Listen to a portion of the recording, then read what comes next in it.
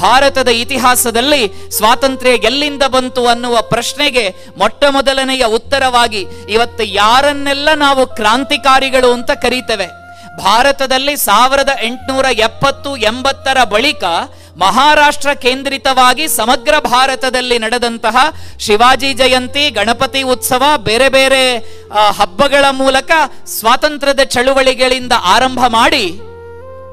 ಚಲೋ ದಿಲ್ಲಿ ಅಂತ ನೇತಾಜಿ ಸುಭಾಷ್ ಚಂದ್ರ ಬೋಸರು ಸಿಂಗಾಪುರದಲ್ಲಿ ನಿಂತು ಏನು ಘೋಷಣೆಯನ್ನು ಹೊರಡಿಸಿದ್ರು, ತಿಲಕರಿಂದ ನೇತಾಜಿ ಸುಭಾಷ್ ಚಂದ್ರ ಬೋಸರವರೆಗೆ ನಡೆದಂತಹ ನಿರಂತರವಾಗಿರುವ 5-5.5 ದಶಕಗಳ ಭಾರತದ ಸ್ವಾತಂತ್ರ್ಯ ಹೋರಾಟಕ್ಕೆ ಪ್ರೇರಣೆಯನ್ನ ಕೊಟ್ಟಂತಹ ಆದ್ಯ ಕ್ರಾಂತಿಕಾರಿ, ಸಶಸ್ತ್ರ ಕ್ರಾಂತಿಯ ಪಿತಾಮಹ ಅನ್ನುವ ಹೆಸರನ್ನ ಪಡೆದಂತಹ ವಾಸುದೇವ ಬಲವಂತ ಫಡ್ಕೆಯವರ ಜೀವನಾಧಾರಿತವಾಗಿರುವಂತಹ ಕೃತಿ ಅದಮ್ಯ.